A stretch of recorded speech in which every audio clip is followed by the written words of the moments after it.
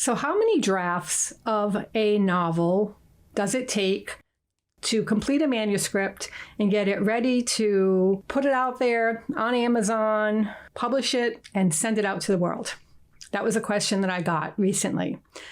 Well, I can tell you that I am currently on my 20th, yes, 20 draft of Unpuzzled, which is coming out March 2024. Does 20 sound like a ridiculous amount of drafts?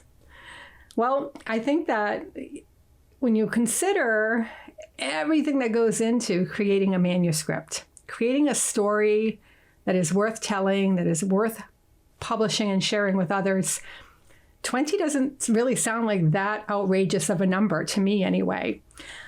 The reason why it takes 20 drafts or so, probably going to be even more by the time I'm finished completely, is because that first draft, when I write that, it is a mess, total mess. It is full of grammatical issues, full of character inconsistencies, plot holes, all of that kind of stuff. Somebody started out with blue eyes in the beginning of the story and ended up with brown eyes toward the end. And the reason why I write like that, write all messy like that, is because I don't like to censor myself on that first draft. I just want to get my ideas down, and I want to just get them down quickly. And when I say quickly, I write a first draft within a month or maybe a month and a half, so that the ideas are just all there and I just get them down. Then comes the fun part. Once I have that first draft, it's usually like an outrageous amount of words, like 90,000 plus words, which I would never put into a novel because it would just cost a lot of money for somebody to pick up a book that is that many words. Unfortunately, it's the production cost. So I like to keep my novels under 78,000 words, typically between 72 and 78,000. Anyway, so at this point, I go through it, scrubbing it for all of these different grammatical issues, all the plot holes, the character problems, all of that kind of stuff. And I go through it and through it and through it over and over again until I'm about 8 drafts in. And then at that point, I feel like I have kind of a solid story. So I bravely send it to my alpha reader. And he gets it and gets it back to me within usually a week, which is amazing, by the way. And it's full of red.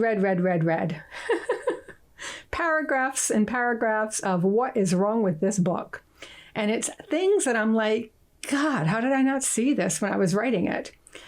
It's just all of those things that this person points out are so obvious at that moment, but not obvious before I sent it to him. So anyway, I take all of this really hard feedback, critical feedback. Some might say constructive feedback is a better way to put it.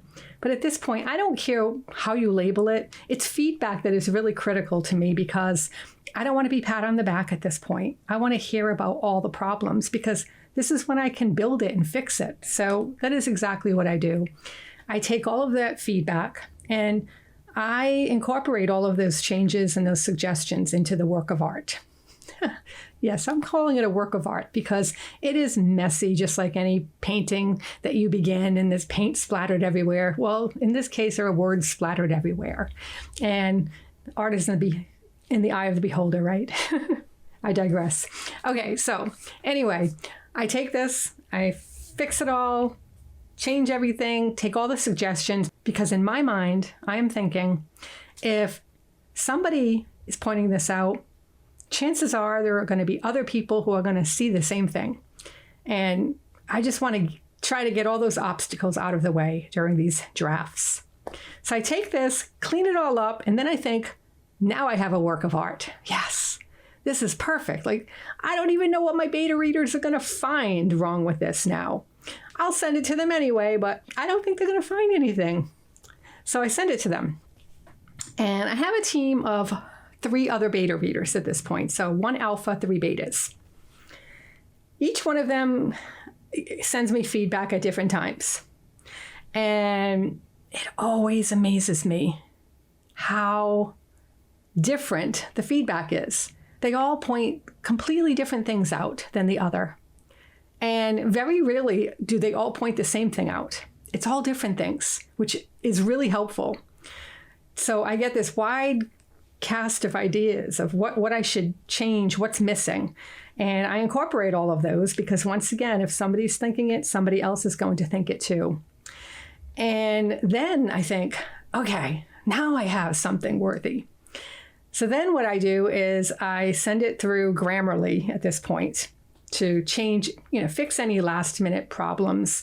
And Grammarly does not always get it right. It's an AI tool, so be wary of AI tools. They're helpful, but they can be wrong. Many times they are. And especially with novel writing, because dialogue, it'll try to change your dialogue and make it sound very formal. And it's just be wary of that. So anyway, I take it and I run it through that, and then I find a bunch of little inconsistencies, fix those. And now I think I have something great that I'm going to send my editor. So at this point with Unpuzzled, I am at that point where I just ran it through Grammarly, and I think I have a really solid book here. Maybe what I should do, I think, is print it out so I can read it out loud before I send it to my editor, because I still have a good month or so before she needs it for her schedule. So I do plan to do that. Today I'm going to print it out on my printer, and I'm going to read it aloud. I'm going to take a good week or two to read it aloud. And then I'm sure I'm going to find stupid little pesky things that I didn't find earlier, and I'll fix those. Then I'll send it to her. She gets it. She'll get it back to me in a month or so. And then that will surely be another sea of red and comments and all of that kind of stuff in word tracking. So yeah, I'm looking forward to that. And that's what usually happens is she finds even more things. And at that point, I will fix those things and I will print it out again and I will read it aloud again and find any small little things. At this point, just small things happen. And then I'm ready to put it out there on KDP, Amazon's KDP, and get a print version draft to myself. And then I get that print version draft. And once again, what do? I'm going to read this thing out loud one more time. And that's my last ditch attempt to find any pesky issues. So I'm already at draft 20. I imagine by the time I get it back from all of this kind of stuff, it's going to be draft 30 before I can publish it. And that's just fine by me. It takes time to build a novel, to take it from its infancy and watch it mature. Anybody who thinks that they can do it within a few drafts is kidding themselves. And if you can, and it's a great book, kudos to you. I can't do that. It takes me 20 to 30 drafts to be able to do this, to be able to get a story out there that means something to me and hopefully to other people. So anyway, that's my process. What is your process? How many drafts does it take you to get your novel in tip-top shape? What does that process look like? How many drafts? Share your thoughts with us, because I think that within this writing community, it's important to share these concepts, because a lot of times we feel like we are islands. We are on an island by ourselves and nobody understands what we're going through.